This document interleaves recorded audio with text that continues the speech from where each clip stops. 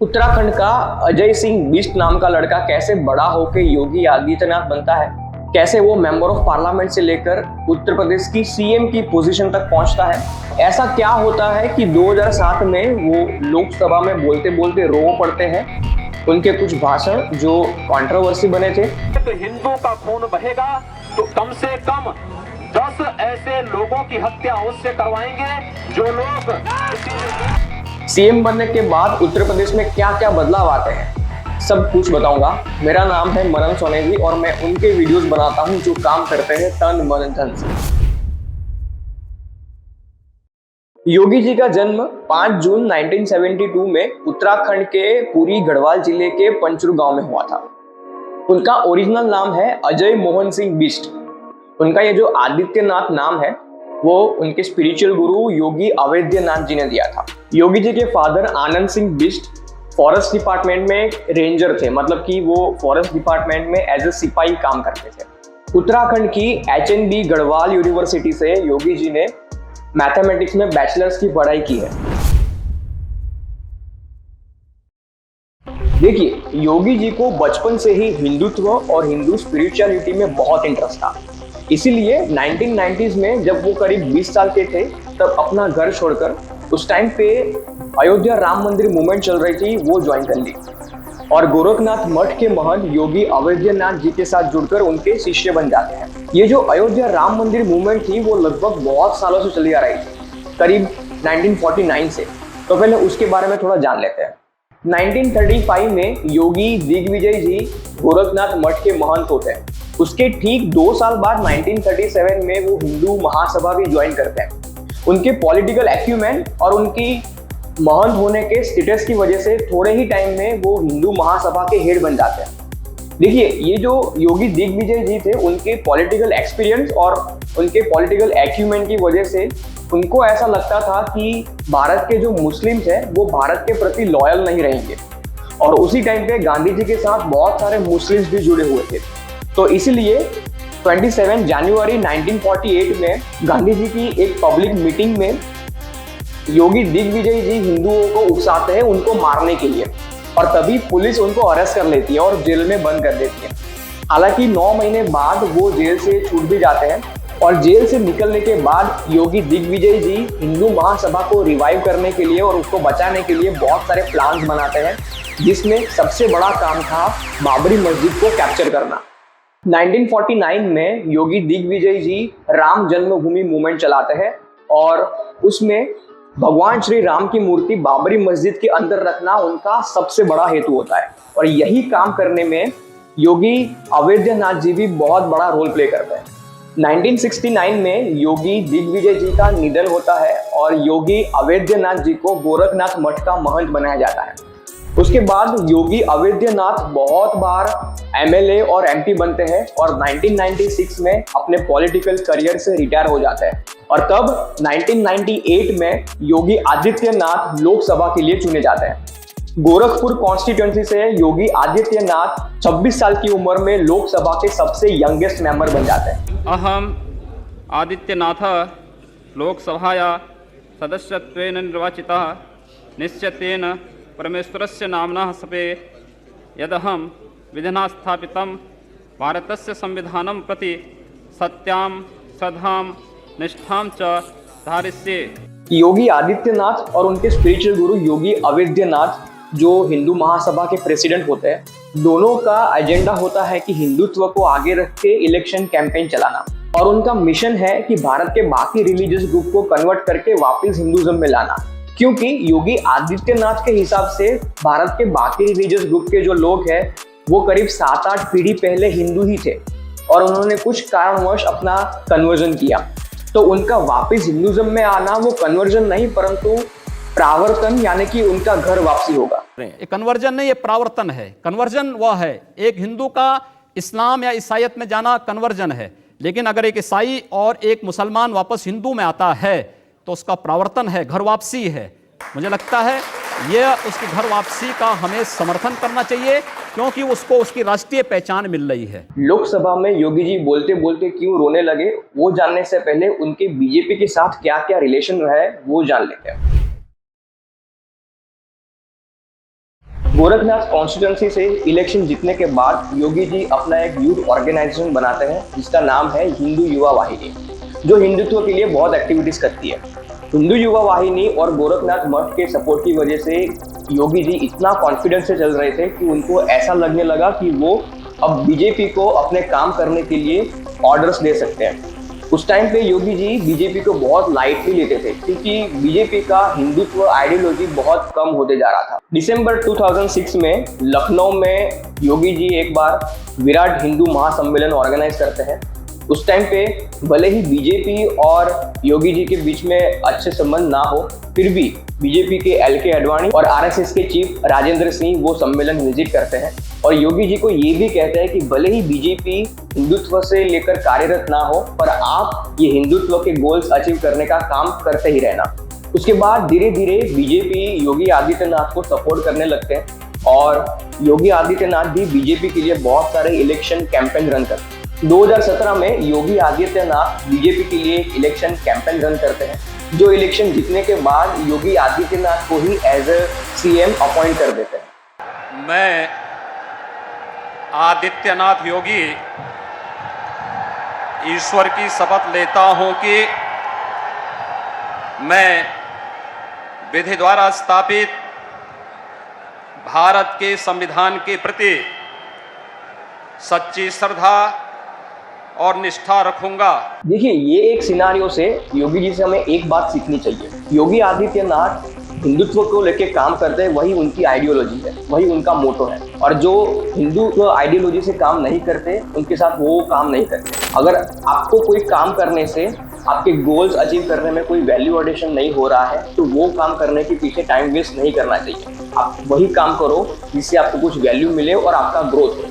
और आइए अब जानते हैं कि योगी आदित्यनाथ लोकसभा में क्यों रोने लगे और उसके पीछे क्या कारण था।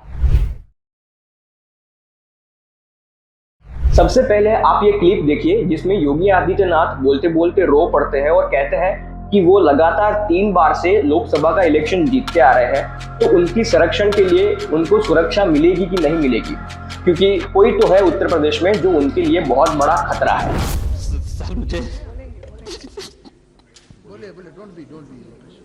Tell him. Go on, Nitin. Yogi ji, we all respect you. Please, we shall certainly look into it. I tell you. अध्यक्ष, मैं तीसरी बार गोरखपुर से लोकसभा का सदस्य बना हूं। मतलब पहली बार मैं 25,000 वोटों से जीता था, दूसरी बार 50,000 से जीता और तीसरी बार लगभग 1.5 लाख मतों से मैं गोरखपुर से चुन करके आया हूं। लेकिन पिछले कुछ समय से महोदय राजनीतिक विद्वेष के तहत मुझे जिस प्रकार से राजनीतिक पूर्वाग्रह का शिकार बनाया जा रहा है, मैं केवल आपसे अनुरोध करने के लिए आया हूं, क्या मैं इस सदन का सदस्य हूं या नहीं हूं, और क्या सदन मुझे संरक्षण दे पाएगा या नहीं दे पाएगा। मैंने अपने जीवन से संन्यास लिया है अपने समाज के लिए, मैंने अपने परिवार को छोड़ा है, मैंने अपने माँ बाप को छोड़ा है, लेकिन आज मुझे अपराधी बनाया जा रहा है महोदय, केवल राजनीतिक पूर्वाग्रह के तहत। केवल इसलिए क्योंकि मैंने वहां पर भ्रष्टाचार के मामले उजागर किए थे, क्योंकि मैंने भारत नेपाल की सीमा पर ISI और राष्ट्र विरोधी गतिविधियों के खिलाफ आवाज उठाई थी और सदन में बराबर उसके खिलाफ सदन का ध्यान आकर्षित करता रहा। मैं वहां पर भूखमरी से हो रही मौतों के खिलाफ प्रशासनिक भ्रष्टाचार को उठाता रहा। इसलिए मेरे खिलाफ महोदय सारे के सारे मामले बनाए गए और बनाए जा रहे। देखिए, ये सब के पीछे की कहानी मैं आपको बताता हूँ। जनवरी 2007 में गोरखपुर में मोहर्रम का एक जुलूस निकलता है और उसी जुलूस के कुछ लोग एक हिंदू लड़की को उसमें चलने के लिए जबरदस्ती करते हैं और वही देख के आसपास की दुकानों का एक व्यापारी आदमी वो लड़की को बचाने के लिए आता है और वहां पे एक दंगा हो जाता है। और वही दंगे को शांत करने के लिए पुलिस वो व्यापारी आदमी को जीप में बिठा लेती है, पर जुलूस के कुछ लोग वो व्यापारी आदमी को खींच कर बाहर निकालते हैं, उसको मारते हैं और वो आदमी की उसी टाइम पे उसी जगह पे हत्या हो जाती है। और तभी वहां पे हिंदू मुस्लिम का राइट हो जाता है। और जब ये बात योगी आदित्यनाथ को खबर होती है, तब वो श्रीनगर में होते हैं और बताते हैं कि वो जल्द ही गोरखपुर पहुंच के इस दंगे के विरुद्ध में एक धरना देंगे। और तभी उस टाइम के उत्तर प्रदेश के सीएम मुलायम जी बगैर किसी कानूनी जुर्म के योगी आदित्यनाथ को 11 दिनों के लिए जेल में बंद करवा देते हैं और ना कोई सुनवाई होती है, क्योंकि उस टाइम पे इलेक्शन होने वाले होते हैं और अगर मुस्लिम को खुश करके उनसे वोट लेना है तो हिंदुत्व का मोर्चा लेके चलने वाले योगी आदित्यनाथ के विरुद्ध में काम करो। और यही सब बताते बताते योगी आदित्यनाथ लोकसभा में रो पड़ते हैं। ये सारी घटना होने के बाद 2008-9 में योगी आदित्यनाथ थोड़े भड़कावनारे भाषण भी देते हैं। योगी जी अपने भाषण में बोलते हैं कि अगर कोई मुस्लिम एक हिंदू को मारेंगे तो वो सामने 10 मुस्लिम के साथ यही व्यवहार करेंगे।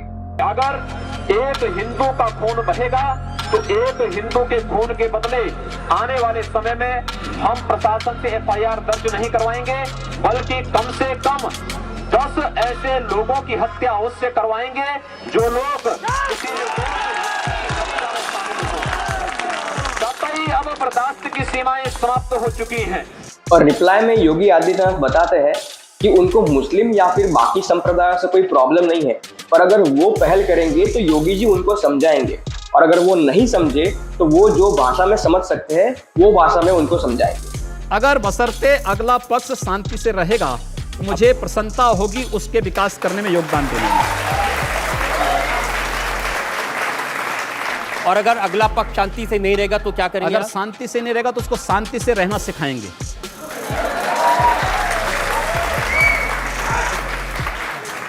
बंदूक के दम पर, मार के दम पर, जो जिस भाषा को समझेगा उस भाषा से समझाएंगे। दूसरे एक भाषण में योगी आदित्यनाथ ये भी बोलते हैं कि अगर कोई मुसलमान एक हिंदू बेटी का धर्म परिवर्तन करवाएंगे तो वो बदले में 100 मुसलमान को हिंदू रूपांतरण करवाएंगे। उन्होंने तय कर रखा है कि अगर वो एक हिंदू बालिका को ले जाएंगे तो कम से कम 100 मुस्लिम बालिकाओं को हिंदू अगर एक हिंदू को मारेंगे तो 100 को हम भी मारेंगे। क्योंकि योगी जी के हिसाब से वापस हिंदुज्म में आना वो उनका कन्वर्जन नहीं परंतु प्रावर्तन यानी कि घर वापसी होगा। हिंदू शब्द को आखिर आप लोग सांप्रदायिकता के उसमें क्यों रखना चाहते हैं? वो कोई जाति नहीं, कोई मत नहीं, कोई मजहब नहीं, कोई पंथ नहीं, कोई संप्रदाय नहीं, वो तो हमारी एक राष्ट्रीय पहचान है। अगर मैं उन 100 लोगों को राष्ट्रीय पहचान के साथ जोड़ने की बात कर रहा हूं तो कौन बुरी बात है? ये कन्वर्जन नहीं, ये प्रावर्तन है। कन्वर्जन वह है एक हिंदू का इस्लाम या ईसाइयत में जाना कन्वर्जन है, लेकिन अगर एक ईसाई और एक मुसलमान वापस हिंदू में आता है तो उसका प्रावर्तन है, घर वापसी है। आइए अब देखते हैं कि योगी आदित्यनाथ के सीएम बनने के बाद उत्तर प्रदेश में क्या क्या बदलाव आया।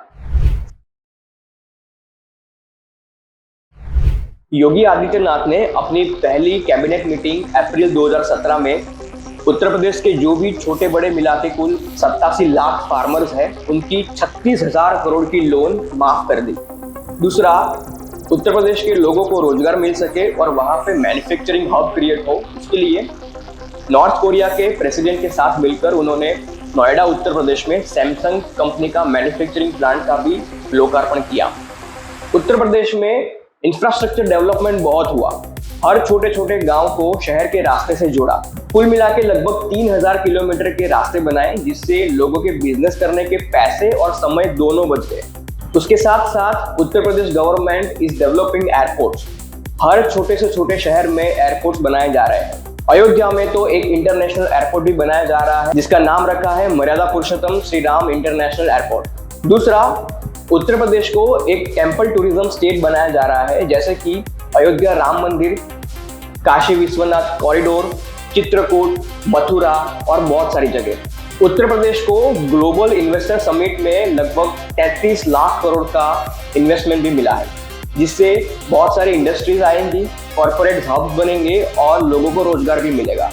और अगर दूसरी तरफ देखा जाए तो एनसीआरबी यानी कि नेशनल क्राइम रिपोर्ट ब्यूरो के एक रिपोर्ट के हिसाब से उत्तर प्रदेश में औरतों और बच्चों पर होने वाले क्राइम बहुत कम हो गए हैं। औरतों पर होने वाले क्राइम 2019 में 59,000 से कम होकर 2021 में 56,000 हो गए हैं और बच्चों पर होने वाले क्राइम जो 2019 में 18,900 थे वो कम होकर अभी 2021 में 16,800 हो गए हैं। कुल मिला के सब देखा जाए तो 2017 के बाद क्राइम बहुत कम हो गया है और इकोनॉमिक डेवलपमेंट बढ़ गया है और ये सब के पीछे एक ही मास्टरमाइंड है, योगी आदित्यनाथ।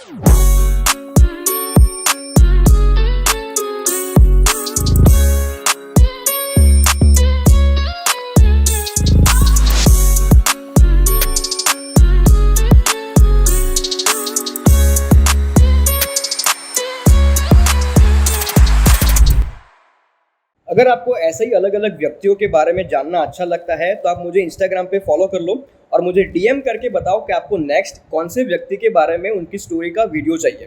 अगर आपको ये वीडियो अच्छा लगा है तो प्लीज़ उसको लाइक कर दो, अपने फैमिली फ्रेंड्स ग्रुप में शेयर कर दो और ये चैनल सब्सक्राइब करके जाना। Thank you.